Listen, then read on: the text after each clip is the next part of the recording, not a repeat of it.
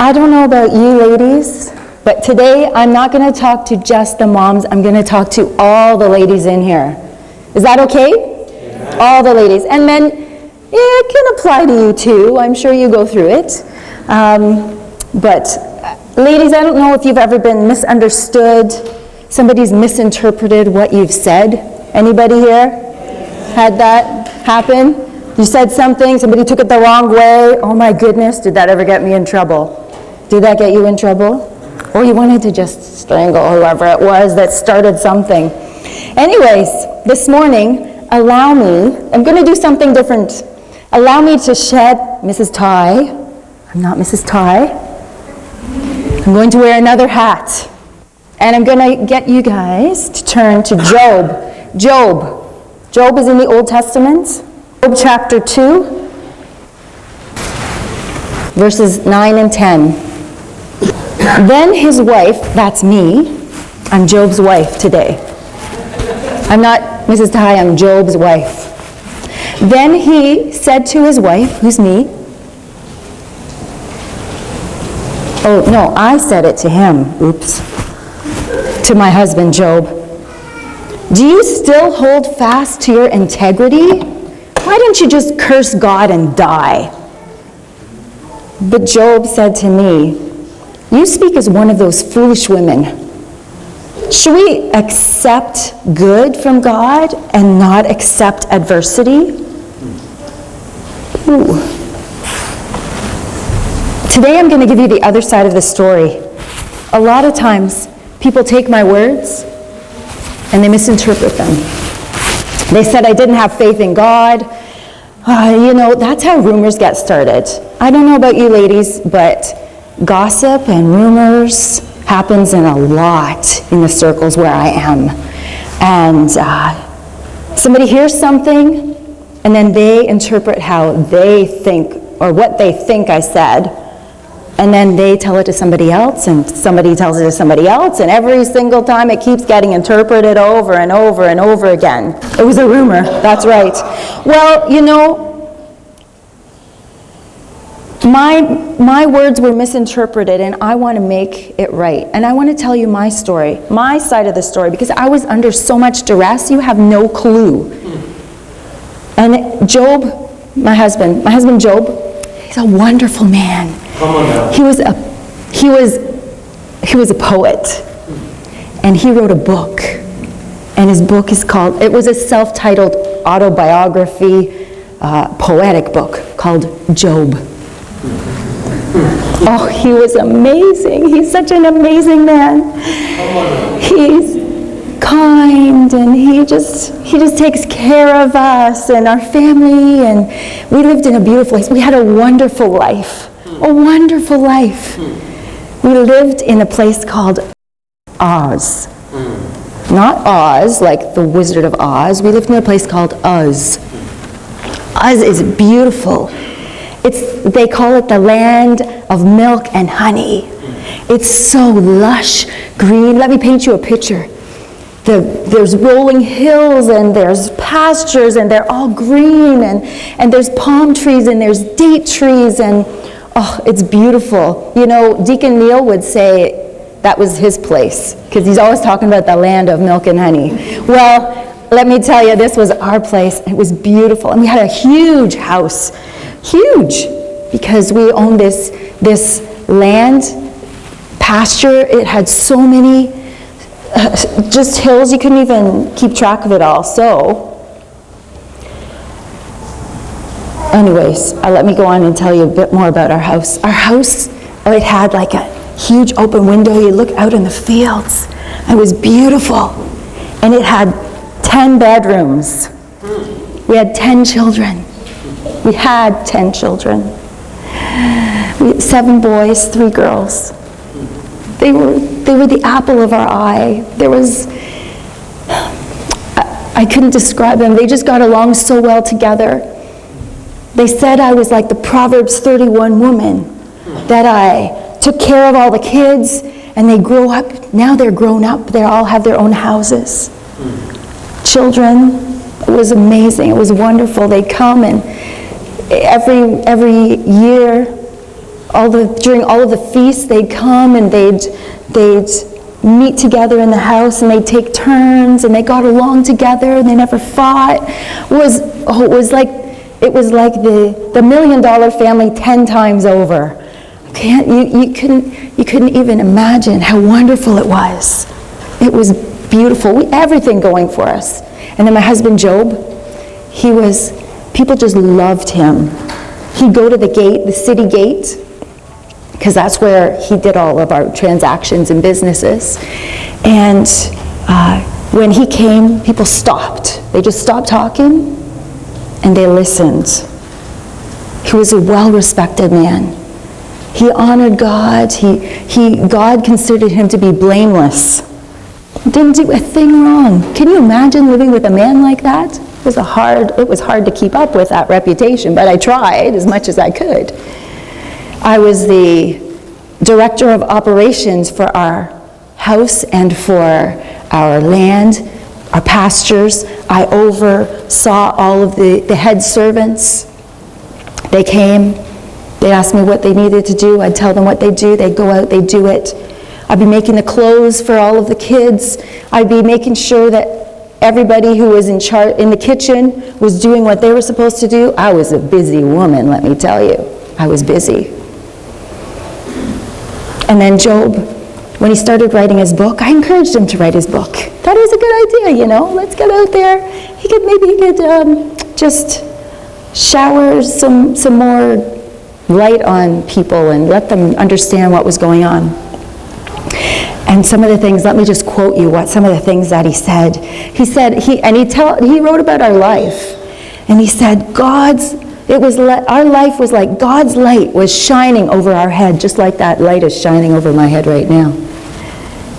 He said that when God was with us, it was like the counsel of God was over our tent, over our house. He just had a way with words. He said that our steps were bathed in butter, and that the rocks just poured out oil wherever we would go, and our steps. That just gives you a little bit of indication of what our life was like. It was amazing. He's such a poet, what can I say? He was also the priest in our family, and he just wanted to make sure that all of our kids were covered, that any sin that was in their life, he made sure that God would forgive it. And he'd go and he'd sacrifice. Every day he'd go out and he'd sacrifice to God, and especially when they were going to and having their feasting, just in case they did something that was against God and sinned. He didn't want to miss on that. It was wonderful. It was a wonderful life. We had 7,000 sheep. I couldn't even remember how many. 7,000 sheep. 3,000 camels. But that's a lot. So we need a lot of land. We had a lot of land. So they just kept multiplying and multiplying. We had 500 oxen. We had 500 donkeys. And we had servants to take care of all of that. It was huge. It was a huge operation. And I got to oversee it. Well, Job went to the city gate and he did the business. So, being the financial overseer, you really can see that I was a Proverbs 31 woman. Anybody know about Proverbs 31? So it's a lot to dress up to, and big shoes to fit, but I fit them. Anybody know what I'm talking about? Do you have big shoes that you have to fit? They're big, and it's hard. But I did it. And then, I'll never forget the day that Job came home. He came home, and the look on his face, he didn't look well. He looked like he was in shock. Couldn't hardly talk. So I got him to sit down. I got him a drink of water. I said, "What's the matter? What's the matter, Job?" And then he started to tell me. I couldn't believe it, just like that. He said a messenger came to him when he was at the gate. And the messenger said he was the only one who was left and that the oxen were all killed. How many oxen did I have? 500 oxen. They killed them all. And then they killed all of the servants who were with them overseeing it. All of them? You got to be kidding. All of the oxen gone. What are we going to do? And then he said, but there's more. And I'm like, what? What more? What could be worse than that? And he said, well, the donkeys were out there too. And the Sabians came and they took all the donkeys, they killed all the men. Another servant came to tell him that. I'm like, what? Another servant? We only have 2 servants? And that part? Well, but we still have more servants in the other. No. He's like, wait, just a minute. There's more. I'm like, what do you mean there's more? Well, he said, a fire came down from heaven and burned all of our sheep and the servants who were working with them. And I'm like, but Joe, come on. It's a sick joke. I know you like writing books and maybe your mind just gone a little off, but you got to be kidding. Like, there's no way. We've lost all of our sheep, 3,000 sheep, 500 oxen, 500 donkeys, and all of those servants. I don't believe it. But he said, yeah, all of that, just gone. And I'm like, okay, well, you know, we could suck it up. We still have, you know, the kids, they can take care. And he's like, no, we don't. What do you mean, no, we don't? And then he told me, the kids, all of our children.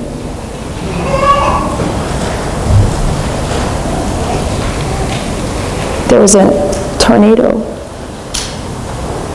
And they were all at our oldest son's house. And his house was destroyed in the wind. And they were all there because it was feast week. And there was no more. They were no more. I couldn't believe it. Everybody, all of our children, all the time that I poured into them, how much we loved them, how much we cared for them, was awful. It was like there was this cloud hanging over us. And then Job, right there, right then, he ripped his clothes, shaved his head, shaved bald, and he fell on the ground and he worshipped. Job worshipped. After all of that, he worshipped. Yeah, I can take all of those animals, take all of the servants. They were servants, but we cared for them, but my children, he took them. All of them. God, you could have taken just one. They're all precious to us. How could you, all I could say is, how could you do that, God? But Job, he worshipped. That was my husband. And as he worshipped, he said, naked I came into this world from my mother's womb, and naked I shall return. The Lord gave, and the Lord took away. Blessed be the name of the Lord. And Job didn't sin. He didn't blame God. I couldn't quite get it. I tried to make sense of everything. Nothing made sense. Nothing. The next day, the next day, the next day, I kept trying to remind myself of what Job said. He said, I came into this world with nothing, and I'm leaving this world with nothing. How do you go from having everything to having nothing? Nothing. You know, we were both mourning. We were both mourning each in our own way. But still, my heart had to ask God, was it really necessary to take everything? Even our family? Even our family, Lord. You know how much we love them. Bone of my bone, flesh of my flesh. And I had to keep reminding myself, God was still sovereign. And I knew that He loved me in my head. I had to get it in my heart. He still loved me. You see, my loss was, well, I thought my loss was more devastating than Job's. Yeah, Job lost. We lost the same things. But he still could go to the gate and do his business. He still had people to interact with. My people who I interacted with were my family, my children.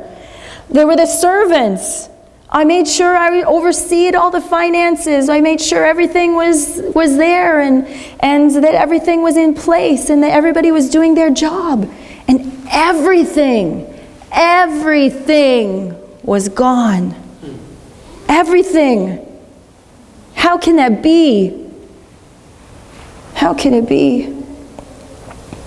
It was devastating loss for me. You know, I'd pray, Lord, help me. The words come out. But I was just so despaired. I was depressed. I tried to be strong for Job. Yeah, I had Job still. So, okay, I'm going to focus my attention on Job.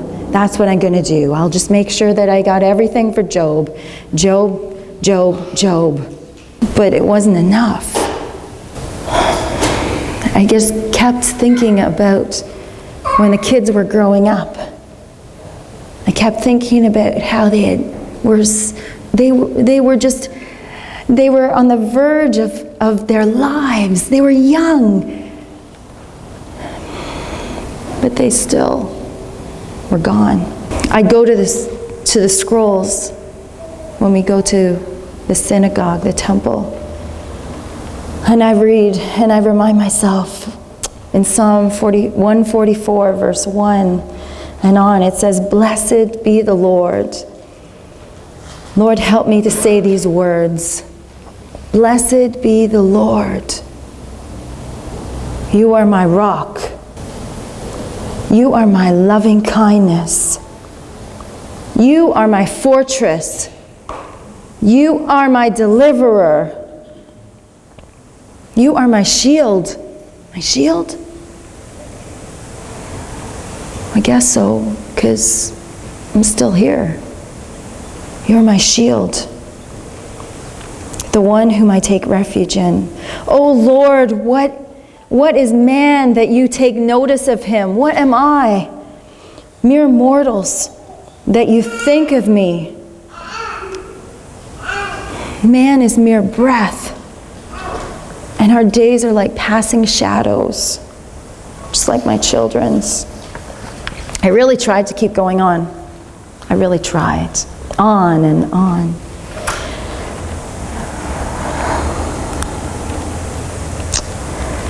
And then I remembered King David, what he said. He lost one of his children when they were a baby even. And the servants were scared to tell him that his baby died because they thought they knew how he'd react. See, they assumed. But his reaction wasn't like my reaction. His reaction was, why should I fast? Can I bring him back? Can I bring him back? I can't. He said, I will go to him. He will not return to me. And that was what I had to do. I had to remember, I will go to them. I was determined, I will go to them. I knew where they were. God had taken them to heaven. I knew that they were absolved of any of their sin. Job had taken care of that. Job made sure he was the priest of our house. He made sure that they were going to be going to heaven, and they went to heaven. I believe it with all of my heart. They went to heaven, and that's where I was going to go. I'm not going to doubt God. I have to go on. I have to make sure that I go where they go, because I want to see them again. I want to see them again, and I'm going to see them again. There's no way I can't not. I had to keep telling myself, so okay, every day I try and make the best of the day. So, the days went by, the months went by, I was getting better. And then Job got sick. Job got sick. Job, the guy who did everything right, the guy who was blameless in God's sight, the guy who was a priest of our household, the guy who had the right words, he knew the right thing to say, just when to say it, the man who was respected by everybody, and he got sick? God, how? How could he get sick? Everything else is gone, and now we're just trying to get back on our feet, and he got sick? He was the one I was kind of pouring everything into, because he was there. He was the flesh and bones that I could touch. He was the one we were one. He was my husband. He got sick, but he didn't just get sick. He had boils, these sores, from his head all the way down to his feet. Like, they were everywhere. It was terrible. But he was still kind of mourning. And he'd be sitting in this heap of ashes, because that's what we did. When we were mourning, it was kind of to show that we were still in mourning. We'd be sitting in this heap of ashes. So he'd be sitting on the heap of ashes, and then he'd be scraping the sore. Oh, it was disgusting. It was terrible. I couldn't bear it. Like, I didn't even want to be near him, but it's my husband, so I kind of had to be there and help him. And anyways, I don't want to gross you out, because it was really gross. But the pain that he had with it, he had so much pain. If I could only take his pain, Lord, maybe it would make it better for him, because his pain, seeing him, he's living the pain, I'm living his pain, man. I'm living his pain. He tried everything. He was trying to get it better, and it just didn't. No matter who, no matter what, he just didn't get better. So there he was. So I had to make sure that he was taken care of, that he was clean, that he had clean clothes, that he could do what I did, my wifely duties, to keep him going. And seeing him like that, I just felt like I was in a trap, like I was caught and I couldn't get out. I don't know if you know, there's a spot in Galatians that talks about when somebody is caught in their sin. It describes how the person is caught in their sin. It's like they're caught in a trap, that the animal, to catch an animal, and I felt like I'd try and get out of the trap, and every time I'd try and get out of the trap, focusing on different things, focusing on helping Job get better, it just seemed like I was getting stuck further and further. I just couldn't bear it. I couldn't do it again. Lord, I couldn't lose him. Please. That's when I reached my breaking point. I couldn't take it any longer. I just couldn't.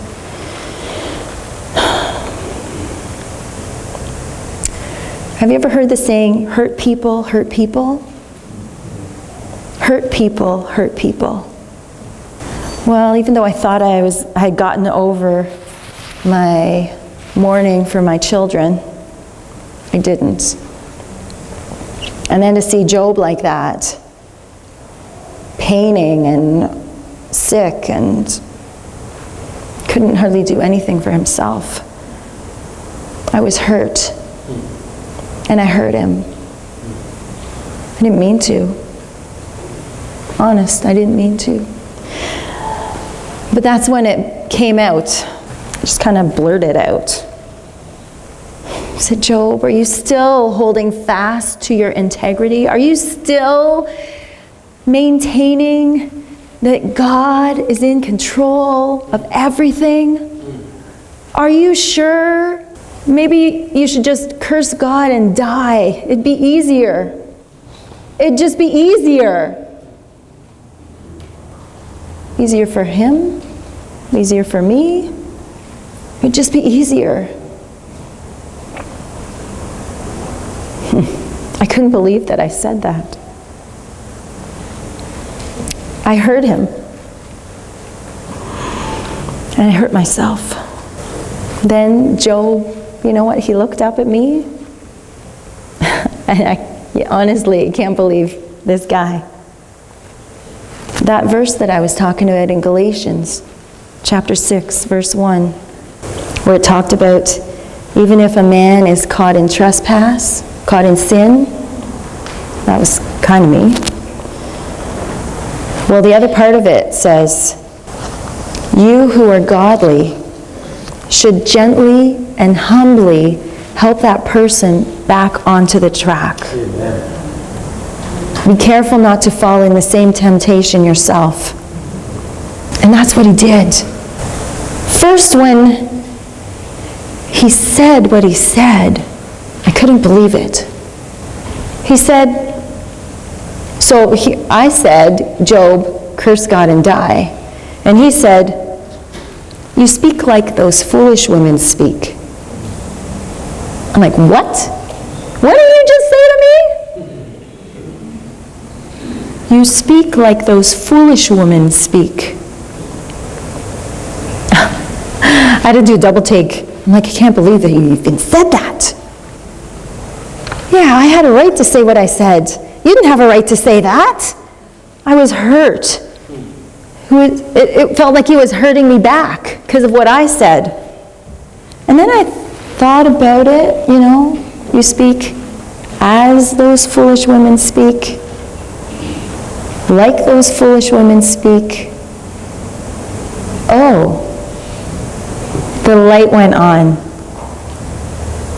He wasn't really calling me a foolish woman.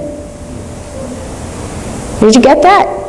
He wasn't really calling me a foolish woman. That's what I heard. But that's not what he said.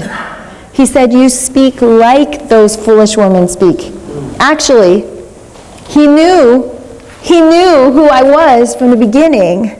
I wasn't one of those foolish women. He knew those foolish women. And I wasn't one of them. He knew I was a woman of integrity. Well, sure, it didn't feel like I was acting like it. It didn't look like I was acting like it. But he was right. I am a woman of integrity.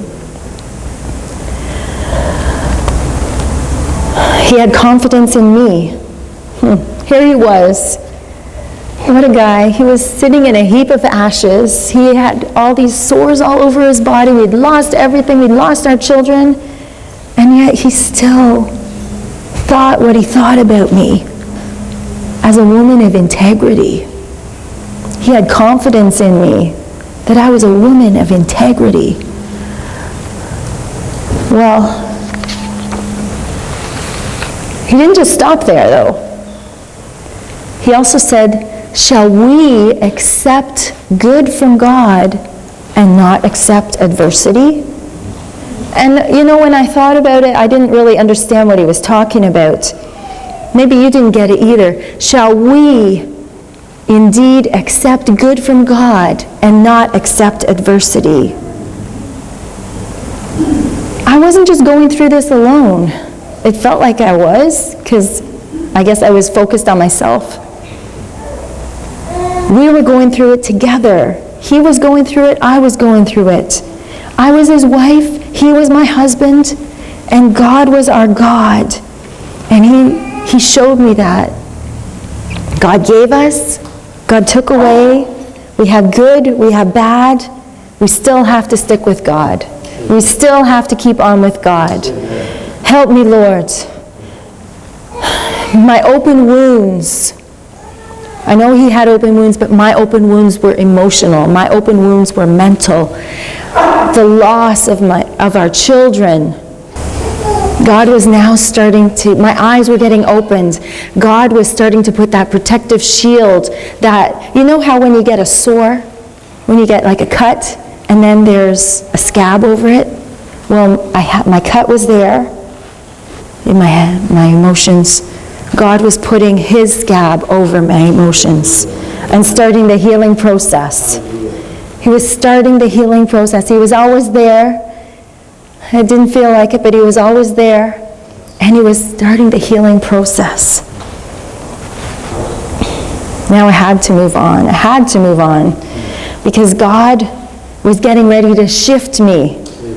He was getting ready to shift me into a destiny-altering encounter, empowered and ready to live for God once again. Though my scars had been bare, now they were covered, and he was going to change my life permanently for the better, for his glory. I knew it. I believed it. I had to believe it in order to go on. I had to believe God was going to take me to another level. He was giving me that breakthrough that I needed. And just as David strengthened himself when there was nobody around to encourage him, I had to strengthen myself. I had to go on. I had to believe who God was. I was surrounded by a cloud of witnesses, and those witnesses were my children who had already gone on before me, and I was going to meet them, and I was going to go on and live a life for God. I didn't have to define myself by what I had said in the past. I realized what I had said, and I picked up myself, and I moved on. And I was going to go and live the way God wanted me to live. Now, this was a revelation for me, but you know what? The rumors started. The rumors, all those rumors, people heard what I said to Job, and they twisted it. They twisted it. And they said all of those terrible things. They said that I'd lost faith in God. Well, I'm here to tell you I haven't lost faith in God. I haven't. I had a time where I had to work things out, and I worked them out, and now I'm on the right road. I know where I'm going. God has given me another chance. I believe God has given me another chance, and he's given Job another chance. Not that Job ever did anything wrong. He was the one who worshiped God. I wasn't. He was the one who said God, kept God in the focus. I didn't. But now, I believe that God is the focus. I believe that He created me to follow Him. He created me to go and live the life that He had called me to live. He had prepared me for all kinds of things. Like I told you before in the beginning, He was the one who gave us the sheep and the camels and the donkeys. I was the one who oversaw. I got to take those things. I had to take those things that God had built up in me, had grown in me, and go on with life. Now, those rumors, that was a hard one to get over. And ladies, I challenge you, if somebody's coming to you and trying to get you involved in gossip or those busybodies, like Timothy said, run. Don't listen to them. Stop them. Because you know what? That's just hurting people more and more. And I've lived it. And it's hard to get rid of those rumors. It's hard. Don't be caught. I challenge you, as it says in James, it talks about the tongue. That the tongue has a lot of power in it. It can be power for good or it can be power for bad. But I beg you, ladies, get off the bus for the bad and get on the bus that builds up people. I needed somebody to build me up. And that was Job. That was my husband.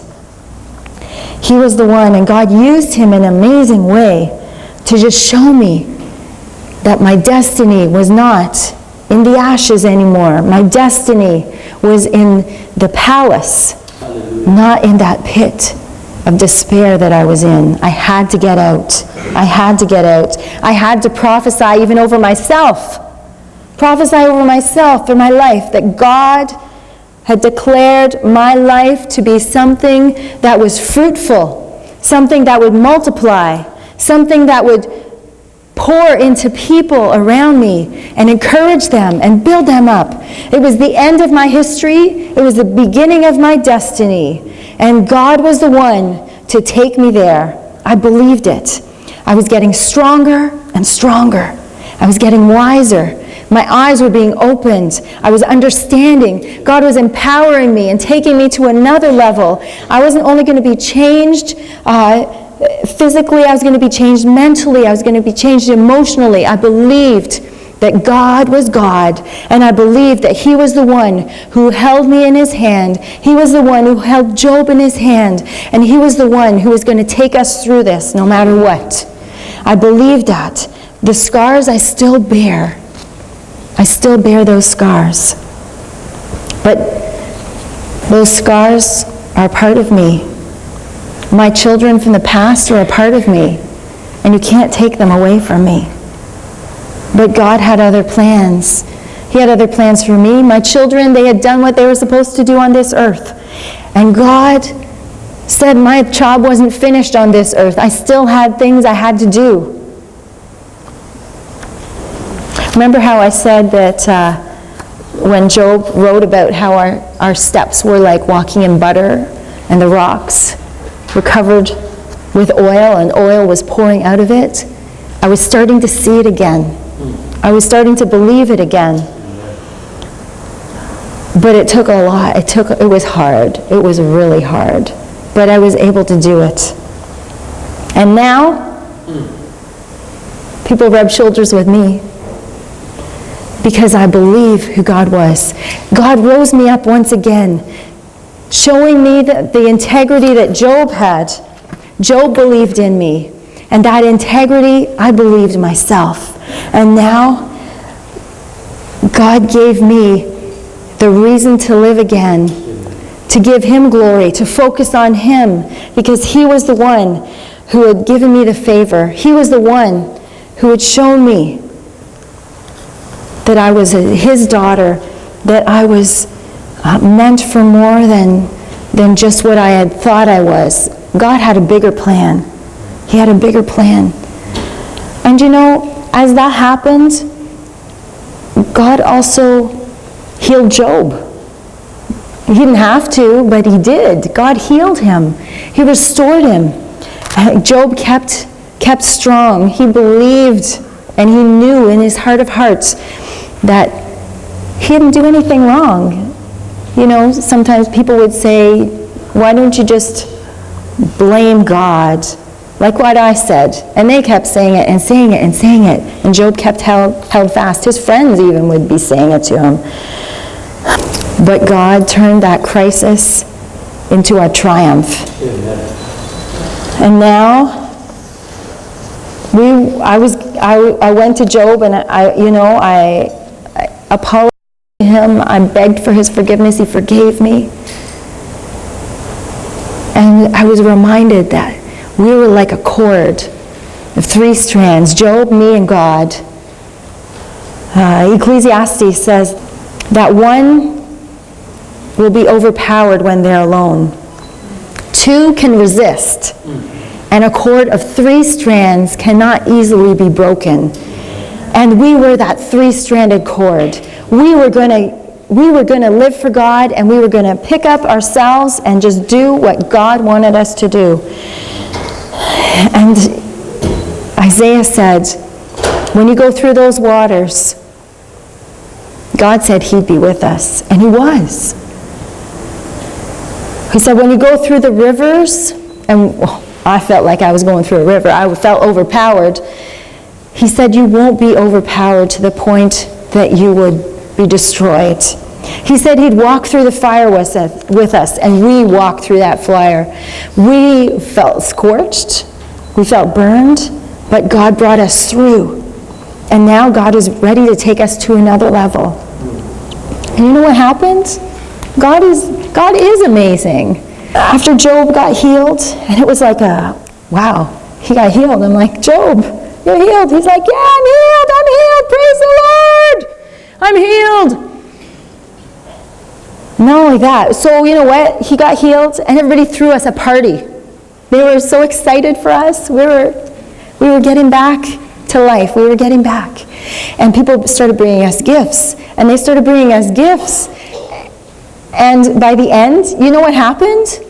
By the end, he gave God, those people who brought us gifts, because remember, Job was well known even in the East. And his story, our story, spread throughout the East, the whole East. People brought gifts. They brought gifts. They brought sheep, and they brought camels, and they brought donkeys, and they brought oxen. They brought enough that it was 2 times what we had before. That is God's providence. And that is because of my husband's faith. And that is because I gained my strength and my faith back, and I believe too. And God brought us back to the place where not only to the place where we were, God brought us beyond the place where we were, and he doubled what we had. And not only that, God gave us a new song.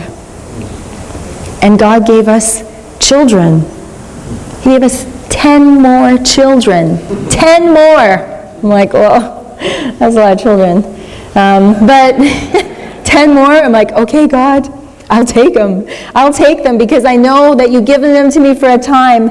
And that time, I'm going to pour my life into them the way you pour yourself into me. And God, I just thank you so much for what you did and how you restored us. You didn't have to restore us, but you did. And you rewarded us for keeping our faith in you. Thank you, Lord, for not giving up on me. Thank you, Lord, for bringing my husband through it.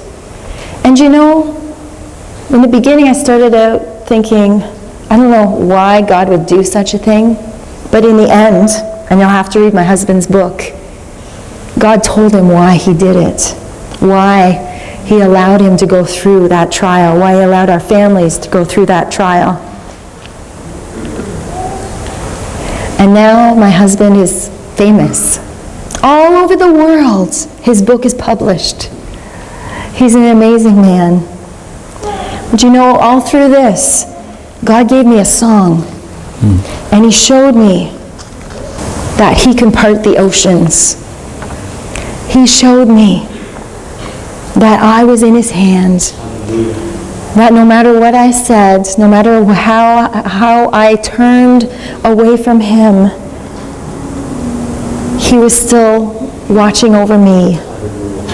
Ladies, I believe that he's still watching over each of you, just like he watched over me, and he's still watching over me.